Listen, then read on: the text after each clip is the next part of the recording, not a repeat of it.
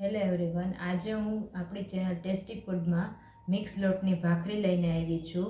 તો એમાં બધા મિક્સ લોટ કરીને મેં ભાખરી બનાવેલ છે, જે 15 દિવસ સુધી લગભગ સ્ટોર કરી શકાય એવું છે. એને એરટાઇટ કન્ટેનરમાં ભરી દઈએ તો એ સ્ટોર કરી શકાય અને બહુ સરસ ટેસ્ટી બને છે અને હેલ્ધી પણ છે.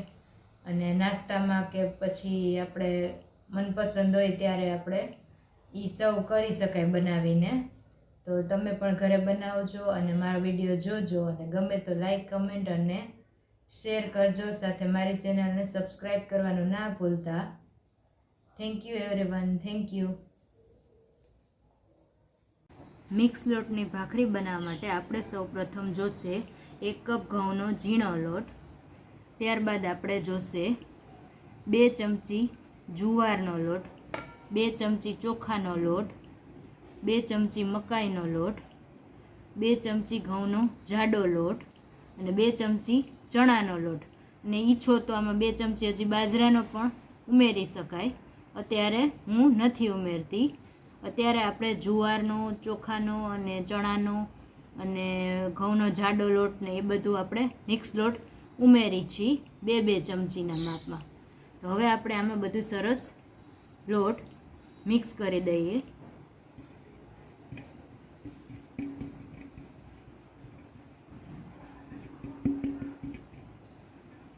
આ લોટ સરસ બધાય હવે મિક્સ થઈ ગયા છે. હવે આપણે એમાં સ્વાદ મુજબ નમક, 1 ચમચી તલ અને 1 ચમચી આખું જીરું ઉમેરી દેસી. મિક્સ કરી દેસી સરસ. અને હવે આમાં મુઠ્ઠી પડતું મોણ નાખવાનું ગરમ કરીને. ગરમ મુઠ્ઠી પડતું 1/4 કપ જેટલું લગભગ આપણે આસપાસ જોશે. ગરમ કરીને ઉમેરવાનું રહેશે. ધીમે ધીમે જોઈએ એમ તેલ ઉમેરી અને મુઠ્ઠી પડે ત્યાં સુધી આપણે લોટ ઉમેરતું રહેવાનું રહેશે.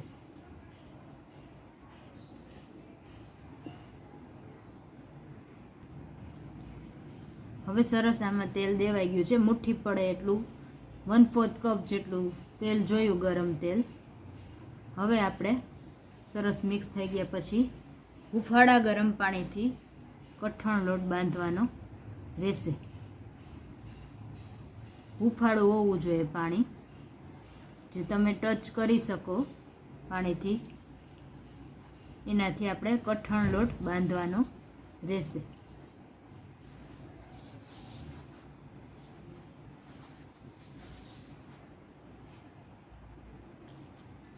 જોઈએ એ મુજબ પાણી ઉમેરતો જવાનો ધીમે ધીમે. તો આપણો ભાખરીનો લોટ સરસ રેડી થઈ ગયો છે, કઠણ.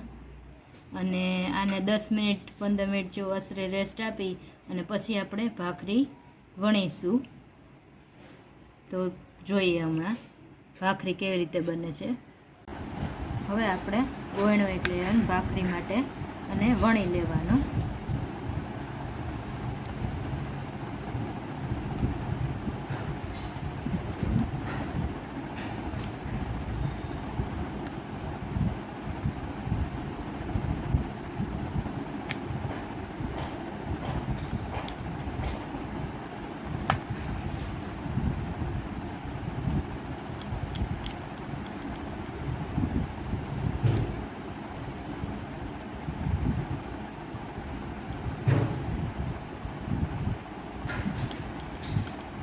સરસ વણી અને હવે એક ઢાંકણાની મદદથી આપણે એક કે બે જે થાય એટલા માપની ગોળ કટ આવી રીતના લગાવી દેવાનું. પ્લાસ્ટિકનું ઢાંકણા કે કોઈ પણ એવો ગોળ શેપ લઈ લેવાનો. એનાથી આપણે આ રીતે કટ કરી અને બાકીનો ભાગ પાછો વણી લેવાનો, અથવા 2 થઈ જાય તો 2 કરી લેવાની અને ઉપર આવી રીતના કટ લગાવી દેવાના.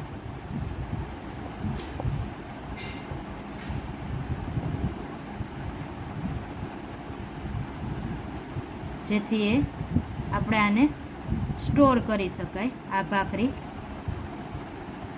તો એ રીતે મેં આ તૈયાર કરી છે. છે જો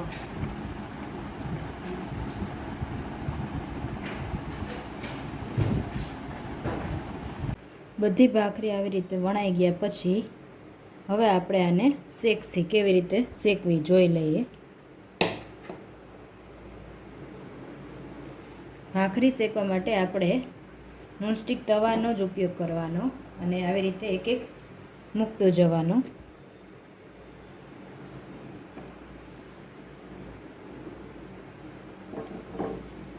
સ્લો ફ્લેમ રાખવાની.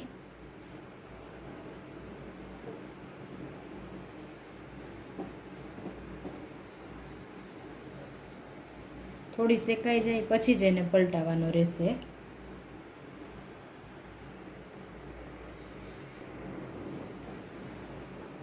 આ એક પલટાવી દેવાની આવી રીતે.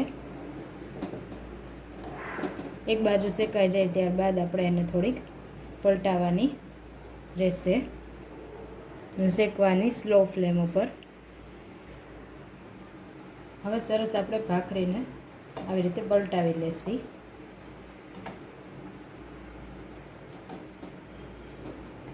પલટાવી અને હવે 50% જેવું થઈ ગયું હોય ત્યારે જ ઉપર એના ઉપર ઘી લગાવવાનું રહેશે.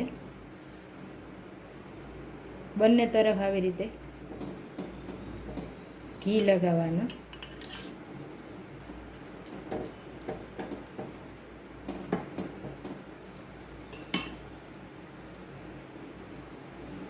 અને પછી વળી પલટાવી અને પછી પ્રેસ કરી આવી રીતે એક એકને આવી રીતે શેકતું જવાનું રહેશે.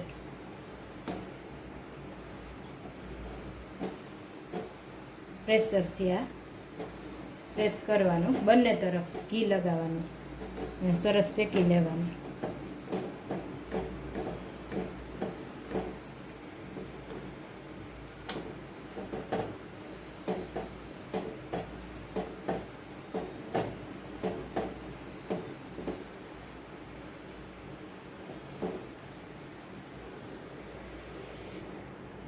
તો હવે સરસ આપણી ભાખરી શેકાઈને બંને તરફ નોનસ્ટિક પેનમાં રેડી થઈ ગઈ છે. સરસ બની છે જો છે. આવી રીતે બધી શેકી લેવાની રહેશે.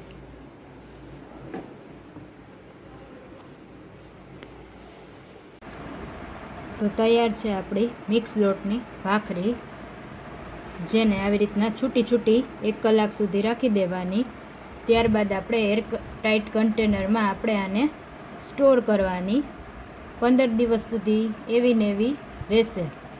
સરસ ક્રિસ્પી બને છે આ ભાખરી. તમે પણ ઘરે બનાવજો.